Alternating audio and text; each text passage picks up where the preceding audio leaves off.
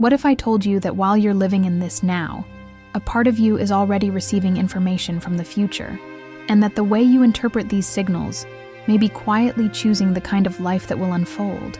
It sounds like science fiction, but that's exactly where the time doubling theory begins, proposed by the French physicist Jean-Pierre Garnier-Mallet.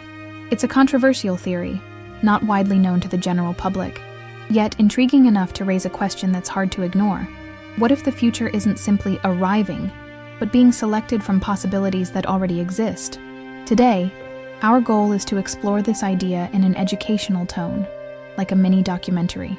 No asking for faith, no religious speech, no miraculous promises. Just following the author's logic.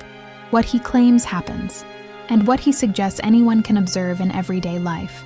The initial thesis is straightforward. We wouldn't be sealed inside the present. According to Garnier-Mallet, there would be a constant flow of information crossing time.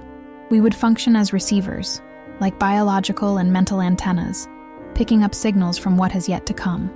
The problem is that this would be fast, subtle, below the conscious level. And when we don't know how to tune in, what arrives doesn't feel like guidance. It feels like noise. Now think, how many times have you felt anxiety with no clear reason?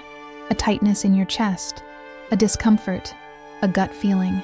And how many times have you had that sense that something will work out, or something will go wrong, without being able to explain it rationally? The theory suggests a hypothesis. Part of those sensations could be poorly decoded information. The brain, instead of receiving a clear signal, turns it into fear, tension, catastrophizing. And then the central question appears. If you are the antenna, who is transmitting the signal? That's the point where Garnier-Mallet introduces the concept of the double, popularly known as the quantum double. According to him, we would live in two times simultaneously. One is ordinary time, linear, clock time, the time of calendars, appointments, routine. The other would be a parallel, imperceptible time, where there would be a version of you with a different relationship to time. And here's the important detail. In the author's logic, the double is not an external being, nor a religious entity. It would be you, at another level, a broader awareness, with access to a more complete view of the range of possibilities. To explain this, the theory uses a very modern metaphor, a video game. Your everyday you would be like an avatar inside the game. It only sees what's in front of it, the problem of the day, the conflict of the week, the bill to pay, the pressure, the fear. It reacts, it improvises, it defends itself. The double end, on the other hand, would be like the player, outside the game, controller in hand, seeing the map more clearly, noticing patterns, shortcuts, traps, and rewards. The player doesn't have to discover things the hard way. He sees earlier, calculates better, chooses routes more strategically, and then comes a statement that changes how this theory defines freedom. Because, according to Garnier-Mallet, freedom wouldn't simply be doing what I want. After all, the avatar's will is limited. It's born from fear, anger, anxiety, comparison, immediate desire. In other words, our conscious will, many times, is not a reliable compass. That's why he makes a core claim in his model. Thought is creative, not in a poetic sense, but in the sense that intense thoughts, especially automatic, reactive ones, would feed potentials, as if the mind puts options on the future's menu. A simple example. Someone cuts you off in traffic. The impulse hits. Anger, aggression, the urge to do something. Even if you do nothing, the theory would say that emotional spike has already fed a negative potential. And when life becomes a repetition of emotional spikes, you end up living surrounded by negative routes because you strengthened those roots yourself without realizing it. That's why, interestingly, the practical advice of the theory seems to meet a very universal psychological principle. Don't react on the first impulse. Pause, breathe, count to 10, drink a glass of water. Delay decisions made at the peak of emotion. Because the first impulse, most of the time, is chaotic, and interrupting that impulse is a way of not strengthening a bad path. But then comes the big question everyone asks. Okay, and if this player exists, How do I access it in a practical way? Do I need to become a monk?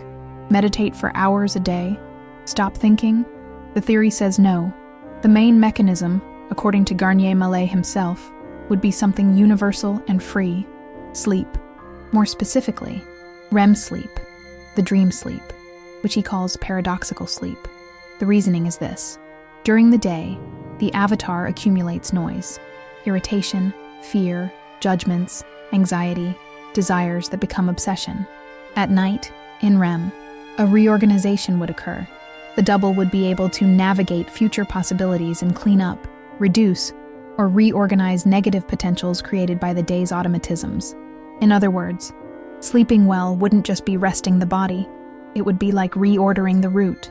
And to turn that into an observable test, the author suggests an exercise known as nighttime quarantine. The proposal is simple. For a continuous period, often cited as 40 nights, the person tries to go to sleep in a specific way. No rumination, no mentally fighting with someone, no replaying the day's scene, no solving your life while lying in bed. Instead, the person seeks a more neutral state and gives a direct mental command, something like, organize my future, resolve this situation in the best possible way for everyone involved. I trust it. And then sleep. The logic here is, you stop trying to control things with the avatar's limited view and hand it over to the version of you that would have a broader view. You don't force a solution. You don't feed the problem. You pass the controller before entering REM. Now, there's a central piece that, for the author, is the great saboteur of this process: fear. For Garnier Mallet, fear wouldn't just be an unpleasant feeling. It would be a reality selector. Fear would make you tune into exactly the scenarios you don't want to live. As if you grabbed the worst dish on the menu and put it on your own tray, over and over again. And here the theory makes another strong claim: real calm, not recklessness, but the absence of panic, would reduce the chance of activating certain negative potentials. Fear, on the contrary, would feed the route of danger. That leads us to an uncomfortable but extremely educational question. What if part of human suffering doesn't come from what happens, but from what the mind repeatedly tunes into? What if constant anxiety is, in terms of this model, a poorly calibrated antenna, picking up noise, turning signal into threat? The theory also tries to extend this logic to health and well-being, suggesting that when you live in chronic states of fear and disharmony, you detune your internal balance. And when you reduce the noise, especially with restorative sleep and mental self-control, your body and mind return to operating with more coherence. Now, it's important to say, this does not scientifically prove the theory, but it explains why this kind of proposal gains traction. It offers a coherent narrative for something everyone has already lived. Have you noticed how a bad night's sleep changes your behavior? How decisions feel worse when you're exhausted? How emotions become more intense? And how, after sleeping well, the same problem seems smaller. Even if someone doesn't accept the double model, there's one observable point: sleep and mental state change choices, and choices change the future. And maybe that's where this topic becomes truly interesting, not as belief, but as personal investigation. You don't need to believe it to test it. Tonight, for example, notice how you go to bed: angry, afraid, replaying scenes, trying to control everything, and compare that with a night when you shut off the rumination, enter neutrality, and hand over the issue as an experiment. Finally, the question that keeps this curiosity open, and that I want to leave with you, is, what if, every night, there really is a silent window in which your mind reorganizes routes, and the only thing preventing it from working better is you insisting on sleeping in fear? If you made it this far and you understood the logic of what Jean-Pierre Garnier Mallet proposes, comment here: I am the quantum double, just so I know you followed this investigation all the way to the end.